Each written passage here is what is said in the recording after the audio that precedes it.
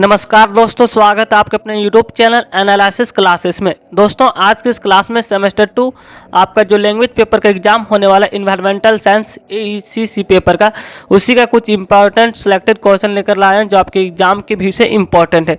चाहे आप किसी भी संकाय से हो या आर्ट्स कॉमर्स साइंस, सभी के लिए इंपॉर्टेंट है। तो आपका जो पहला प्रश्न है, पर्यावरण संरक्षण पर संक्षिप्त टिप्पणी लिखे। अगर अथवा में प्रश्न पूछा जाता है पर्यावरण संरक्षण अधिनियम 1986 पर संक्षिप्त टिप्पणी लिखे, तो दोनों में से इंपॉर्टेंट प्रश्न है आपका, इसलिए मैं दोनों प्रश्न को एक साथ आंसर करवा दे रहा हूं। क्योंकि अगर आपसे पर्यावरण संरक्षण पूछता है तो इसके बारे में हमको बताना होगा डिफिनेशन, और अधिनियम भी पूछता है तो इसके लिए भी पर्यावरण संरक्षण का डिफिनेशन आपको बताना ही होगा, इसलिए एक साथ हम दोनों क्वेश्चन को करवा दे रहे हैं। तो चलिए आंसर को देखते हैं। तो आपका प्रश्न है पर्यावरण संरक्षण पर संक्षिप्त टिप्पणी लिखें या अधिनियम 1986 पर संक्षिप्त टिप्पणी लिखें।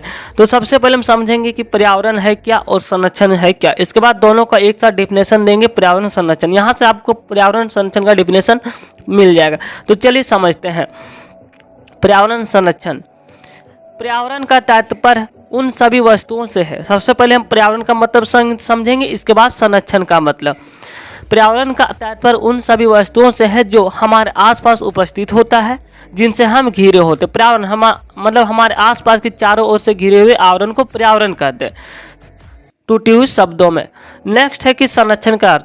संरक्षण का मतलब क्या होता है कि रक्षा करना, अर्थात किसी भी वस्तु का आवश्यकता अनुसार उपयोग करना, किसी वस्तु का बर्बाद होने से बचाना संरक्षण कहलाता है। यहाँ से आपका संरक्षण का डिफिनेशन मिल चुका है।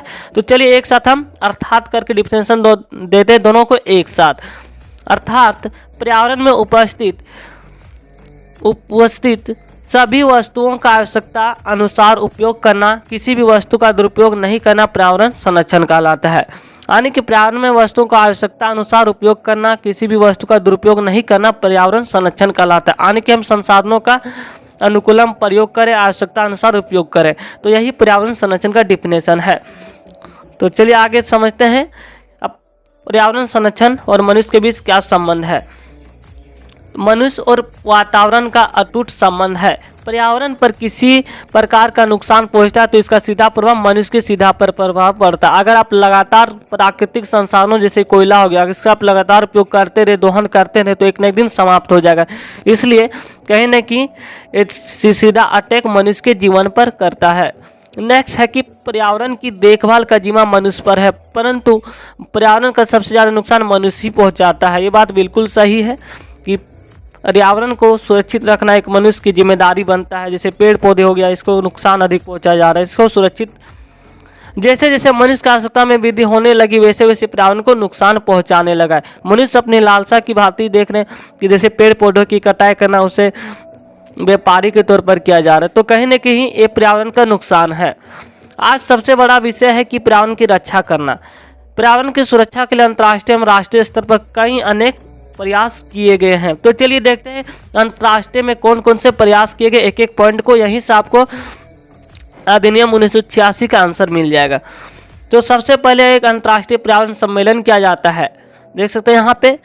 पर्यावरण की सुरक्षा के लिए अंतर्राष्ट्रीय स्तर पर अनेक सम्मेलन का आयोजन किया गया है। अंतर्राष्ट्रीय स्तर पर पर्यावरण संबंधी जो सम्मेलन आयोजित हुई उनमें से प्रमुख निम्नलिखित है। तो चलिए एक एक पॉइंट, जिनमें से पहला जो है पर्यावरण को संरक्षित करने के लिए एक अंतर्राष्ट्रीय सम्मेलन किया गया था, मानव पर्यावरण पर स्टॉकहोम सम्मेलन 1972 में किया गया था। यह सम्मेलन स्वीडन के स्टॉकहोम शहर में 5 जून 1972 को आयोजित हुआ था। यह किया गया था पर्यावरण के संरक्षण के संबंध में अंतर्राष्ट्रीय स्तर पर यह पहला प्रयास था। यानी कि पर्यावरण को संरक्षण करने के लिए पहला प्रयास था। 5 जून 1972 को एक अंतर्राष्ट्रीय सम्मेलन बुलाया गया था स्वीडन के स्टॉकहोम शहर में। तो ये आपका इम्पोर्टेंट है यहाँ पे। जिनमें से पहला था आपका पर्यावरण भारत में पर्यावरण संरक्षण के लिए पहला प्रयास जो था 1972 में, और फिर एक बार 1986 में अधिनियम लाया गया, पर्यावरण संरक्षण अधिनियम 1986। अगर आपसे पूछा जाए कि पर्यावरण संरक्षण अधिनियम 1986 पर संक्षिप्त टिप्पणी लिखे, तो आप डायरेक्ट यहाँ से लिख सकते हैं, या चाहे तो आप पर्यावरण संरक्षण का डायरेक्ट डेफिनेशन देकर इस पॉइंट को लिख सकते हैं। तो चलिए इस पॉइंट को समझते हैं। पर्यावरण संरक्षण अधिनियम 1986 है क्या।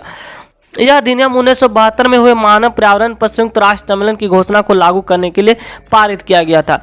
यानी कि जो 1972 में आपका जो अंतर्राष्ट्रीय सम्मेलन हुआ था स्टॉकहोम में, उसी को लेकर यह अधिनियम पारित किया गया है। यह अधिनियम 19 नवंबर 1986 को लागू किया गया।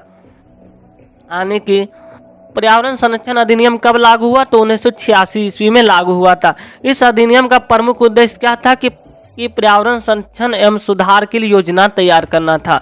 तो चलिए इसके बारे में और कुछ देख लेते हैं। पर्यावरण संरक्षण अधिनियम 1976। केंद्र सरकार ने 1972 के स्टॉकहोम सम्मेलन के संदर्भ में इस अधिनियम को पर्यावरण प्रदूषण को कम करने, यानी कि पर्यावरण को संरक्षित करने, रोकने और नियंत्रित करने, पर्यावरण संबंधी मानक तय करने के साथ ही औद्योगिक इकाइयों के जैसे धुएं हो गए, प्रदूषक पदार्थों के बारे में मापदंड तय करने, औद्योगिक इकाइयों के स्थान पर पाबंदियां लगाने तथा और भी अनेक अधिकार प्राप्त है इस अधिनियम के तहत, ताकि पर्यावरण को संरक्षित किया जा सके। इस अधिनियम में प्रशासनिक कार्य प्रणाली और संरचना का स्वरूप दिया गया। इस अधिनियम के तहत जो है बहुत से कानून बनाए गए जिनमें से पर्यावरण को संरक्षित किया जा सके। तो ये रहा आपका पर्यावरण संरक्षण अधिनियम 1986, जो आपके एग्जाम के विषय वेरी वेरी मोस्ट इंपॉर्टेंट प्रश्न है। आप इसे जरूर एक बार डबल रिपीट पढ़ लीजिएगा क्योंकि इंपॉर्टेंट। तो थैंक यू गाइस, अगर आप हमारे चैनल पर नए तो चैनल को सब्सक्राइब कर लीजिए ताकि आपको आने वाला वीडियो को नोटिफिकेशन समय पर मिल सके। तो नेक्स्ट वीडियो आपका आने वाला है पर्यावरण अध्ययन से आप क्या समझते हैं, यानी कि व्हाट इज इन्वायरमेंटल स्टडीज और इसके कार्य क्षेत्र एवं महत्व, क्योंकि ये भी प्रश्न आपके एग्जाम के विषय इंपॉर्टेंट है। तो हम कुछ ही देर में अपलोड करने वाले। तो थैंक यू गाइस, अगर आप हमारे चैनल पर अभी भी चैनल को सब्सक्राइब नहीं किए तो चैनल को सब्सक्राइब कर लें ताकि आपको आने वाले वीडियो को नोटिफिकेशन समय पर मिल सके। थैंक यू, धन्यवाद।